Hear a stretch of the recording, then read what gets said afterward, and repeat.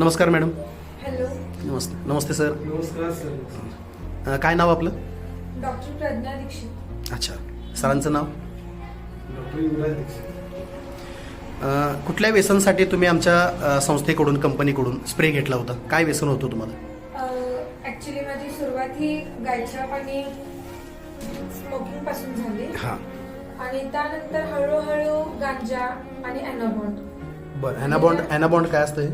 ॲनाबॉन्ड ही मशिनरीमध्ये घालणारी एक क्रीम असते. बरं. जी खूप हार्ड असते. ॲनाबॉन्ड काय ते खायचं असतं का त्याचा स्मेल घ्यायचा असतो? ऍक्च्युली कसं असतं ती क्रीम आपण पिशवीमध्ये टाकायची हा. आणि त्यानंतर ती अशी पसरायची आणि नंतर Smell घ्यायचा. आणि त्याचा स्मेल इतका हार्ड असतो की लाईफ टाइम म्हणजे मरेपर्यंत त्याचा वास तुमच्या नाकातून जात नाही. एकदा ते घेतलं की कायमस्वरूपी चालूच तो झालं. लक्षात राहतो तो वास. गांजा किती लागत होता तुम्हाला दिवसा? ऍक्च्युली तसं बघायला गेले तर माझे फ्रेंड्स होते ते एक पुडी हे करायचे, पण माझं होतं असं एक पुडी ते 2 ते 3 दिवसांना वापरायचे फ्रेंड्स माझे. पण मला असं होतं की मला डेली एक पुडी संपत होती. गांजाची एक पुडी अखंड लागायची. हो. आणि गायछापचं पण तसंच होतं. गायछापचं कसं होतं की म्हणजे मला माझी दाढ एकदा खूप दुखत होती आणि मला माझ्या फ्रेंड्सने सांगितलं की दाढेच्या इथं जर धरलं तंबाखू तर ती दाढ बरी होते, म्हणून मी धरलं. मग 1 आठवडा मी धरल्यानंतर काय झालं, मला ऍडिक्शन लागलं. सुरूच झालं ते ऍडिक्शन? हा, सुरूच झालं गायछापचं ऍडिक्शन. पण तुम्हाला अनेक वेळेला हे घरच्या, आता तुमचे पप्पाही इथं आहेत, पप्पांनी मम्मींनी सर्वांनी सोडण्यासाठी प्रयत्न तर केलेच असतील की? हो. काय काय प्रयत्न केले सोडण्यासाठी? हॉस्पिटलमध्ये मला 3 वेळा ऍडमिट केलं.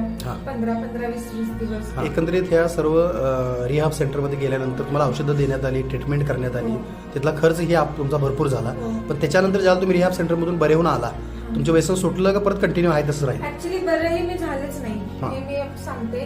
कारण मला हॉस्पिटलमध्ये ऍडमिट केलं होतं आणि मला इंजेक्शन दिलं जायचं. त्यावेळी इंजेक्शन दिल्यानंतर माझी जी अवस्था व्हायची ती गांजा ओढण्यापेक्षा किंवा बाकीच्या ॲनाबॉन्ड ड्रग्ज वगैरे घेण्यापेक्षा वर्स्ट होत होती. आता हे सर्व केल्यानंतरही तुमचं व्यसन सुरू होतं, आई वडील त्रस्त होते, तेही परेशान होते की तुम्हाला यातनं बाहेर काढायचं. मग आमचा स्प्रे तुमच्यापर्यंत कसा पोहोचला? 3 दवाखाने झाल्यानंतर आम्हाला ही इन्फॉर्मेशन मिळाली. म्हणजे तिसरा जो दवाखाना होता तो पण तसाच होता. इंजेक्शन देऊन माझी मेमरी लॉस केली होती. मला काही मागचं आठवत नव्हतं. पण मी निकोबम खात होते आणि निकोबमचं मला ऍडिक्शन होतं, कारण त्याच्यामध्ये सुद्धा निकोटीन असतं. बरोबर. स्टार नसतं पण निकोटीन हे असतं आणि त्याचं सुद्धा सेम तसंच ऍडिक्शन व्यसन सुरू झालं होतं. आता स्प्रे तुम्हाला किती दिवस यूज केला तो घरच्यांनी? घरच्यांनी स्प्रे मला ऍक्च्युली बघायला गेलं तर एक 4-5 दिवस झाल्यानंतर पहिले 1-2 दिवस झाले. एक पहिला दिवस झाला.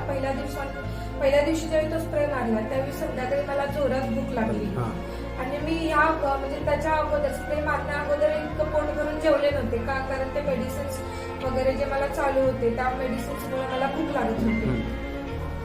त्यामुळे मग आता तुम्हाला स्प्रे साधारण 1 महिना झाला सुरू आहे. या 1 महिन्यामध्ये आता तुमची व्यसन करण्याची इच्छा आहे का? सध्या तुम्ही काय सिच्युएशनमध्ये आहात? मी अशा सिच्युएशनमध्ये आहे की ह्या स्प्रेमुळे मला ऍक्च्युली काही साईड इफेक्ट झाला नाही. पण एक 4-5 दिवस झाल्यानंतर मला निकोबमची टेस्ट लागायची बंद झाली. म्हणजे निकोबम म्हणजे मला साधं 1 रुपयाचं बुमर खाल्ल्यासारखं वाटू लागलं आणि त्याची चव पण होत नव्हती. गांजाची नशा होत होती? हा, गांजाची तसं बघायला गेलं तर त्या अगोदर मी गांजा घेत होते आणि त्याच्यानंतर मी निकोबम घेत होते. म्हणजे तुम्ही ज्याला स्प्रे घेतला त्या निकोबम मला आठवत होतं की गांजा वगैरे घ्यायला पाहिजे, जी टेस्ट परत तुमच्या माइंडमध्ये यायची. Yes, absolutely correct. तर तसं होत होतं माझ्या बाबतीत की मला ॲनाबॉन्ड घ्यायला पाहिजे किंवा हे गांजा घ्यायला पाहिजे. तर ती जी क्रेविंग होती म्हणजे हिचिंग होती ती मला या स्प्रेने पूर्णपणे बंद झाली. आणि ते पण आता ते क्रेविंग हिचिंग होत होती म्हणून व्यसन करायची गरज पडत होती. क्रेविंग ही बंद झालं, हिचिंग ही बंद झालं आणि माइंडमधून ते स्मेल जे होते व्यसनात तेही पूर्णपणे आज निघून गेलेले आहेत. म्हणजे आज तुमच्या समोर एखादं व्यसन ठेवलं जरी समोर जरी असेल तर तुम्ही ते करू शकणार नाही. करू शकणार. युवराज सर, आपण काय मत व्यक्त कराल? आज आपली मुलगी व्यसनमुक्त झालेली आहे. अनेक पर्याय तुम्ही करून पाहिले, अनेक व्यसनमुक्ती केंद्रात नेऊन पाहिलं, बरेच डॉक्टर झाले, पण त्यानंतर भरपूर पैसे गेल्यानंतरही रिझल्ट नाही आला. आणि 1500च्या स्प्रेमुळे आज तुमच्या मुलगीला फरक पडला. तर याविषयी तुम्ही काय बोलाल?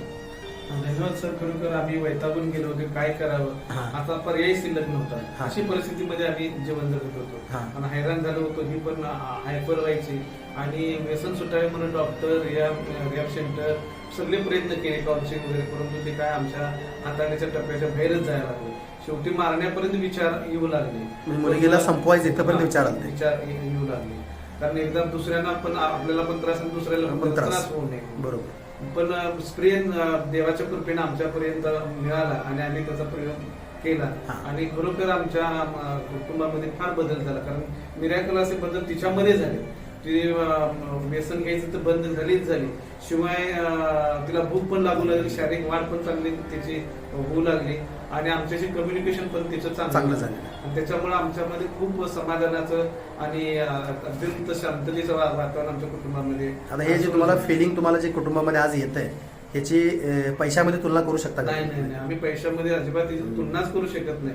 एवढा मोठा म्हणजे आम्हाला आशीर्वादच त्या प्रेममुळे मिळालेला आहे. आता पुढे तुमचा काय विचार आहे? आमचा असा विचार आहे की अनेक कुटुंबामध्ये अशी व्यसनी लोक जे आहेत ते त्यांनी कुटुंब सगळे अस्वस्थ असे केलेले आहेत आणि त्या कुटुंबापर्यंत हा स्प्रे गेला पाहिजे आणि त्या कुटुंबामध्ये आमच्या कुटुंबामध्ये समाधान मिळालेलं आहे आणि चांगलं कुटुंब चाललंय आहे. आता तुम्ही व्यसनमुक्तीचं काम पुढे चालू केलेलं आहे. हेच अभियान आम्ही पुढे पण राबवावं म्हणतोय आणि घराघरापर्यंत व्यसनमुक्त घर करावं, कुटुंब करावं आणि भारत करावा आणि त्यामध्ये सहभागी असावं असं आम्हाला या समर्थ फाउंडेशन संस्थेच्या माध्यमातून काम करण्याचं ठरवले आहे. Very good, very good. म्हणजे व्यसनामध्ये जे काय नाव गेलं, आरोग्य गेलं, पदप्रतिष्ठा गेली, ते आता व्यसनमुक्तीचं काम करून परत मिळवण्याचा तुम्ही निश्चय केलेला आहे. तुमच्या या निश्चयाचं समर्थ संस्थेच्या वतीने मी स्वागत करतो आणि मी ही ईश्वरचरणी प्रार्थना करतो की तुमच्या हातून अनेक कुटुंबातले लोक व्यसनमुक्त व्हावेत आणि त्यांचेही आशीर्वाद आपल्या सर्वांना मिळावे. धन्यवाद.